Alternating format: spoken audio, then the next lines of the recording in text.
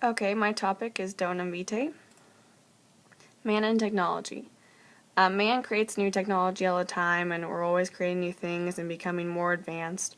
And this tempts man to go beyond his limits and sort of claim an unreasonable dominion over nature, which he doesn't have.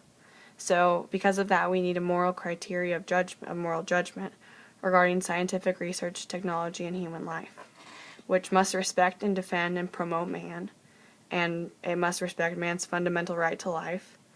It must respect man's dignity as a person with a spiritual soul, and must respect man's call to communion with God.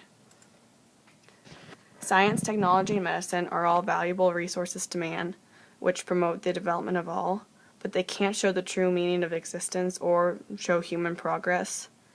And they must be at the service of man, like be there to serve his rights and his good according to the will and design of God. So they're all for the will and design of God.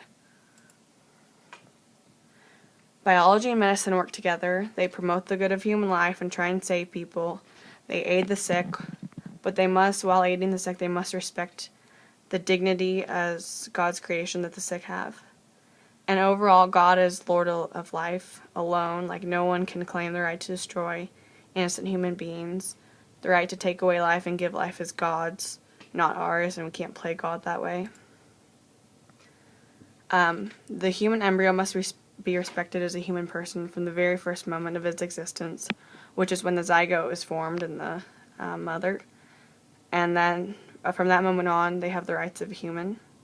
And procedures like medical procedures can be performed on the embryo, but they must respect the life and integrity and always be directed toward the health and survival. And if there's any disproportionate risks involved, then you can't perform any medical things or therapeutic treatments on the embryo.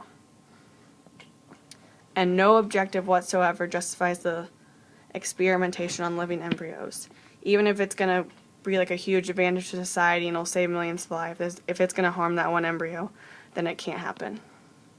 And the corpse of his embryo must be respected, and you must treat them as if it was just the corpse of a regular person, because it is a regular person. In vitro fertilization, human embryos obtained this way still have the rights because they're still humans. They were just conceived a different way, but they are humans and they must be respected. Illicit production of embryos to be exploited is bad, illicit, because some of the embryos are put in women's body and others are just killed, and they're called spares. And man in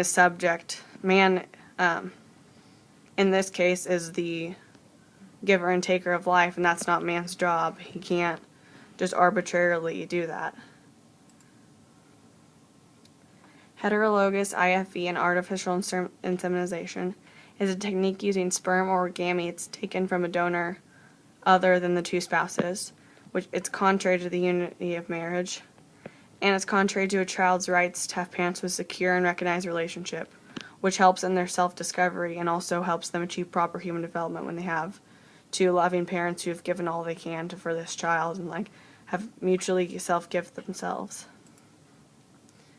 Homologous IFE and artificial insemination is a technique using gametes or sperm of two spouses. And this entrusts the life of the embryo to a doctor, and doctors are very fallible, so it's very risky, and it's not an expression of the unitive act, which is what, marriage is all about, the unitive and procreative aspect. And it's contrary to the unity, because it's taking that part away. Also, the child is achieved as a product of medical techniques, which reduces the child to an object of scientific technology. Infertility. Marriage does not confer the right to have children. A lot of people think it's a right to have kids, but they're not a right. That's when you do that, you see them as an object, something you own and control, and everyone should have. But children are actually a gift from God, and He decides who gets them and who doesn't.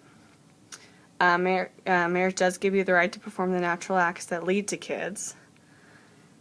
The unitive act does not use its value because of infertility. That means you shouldn't not have sex just because you can't have kids. It's still very much a part of marriage, and you should do it. And scientists are encouraged to research with the aim of preventing sterility. And that's the end.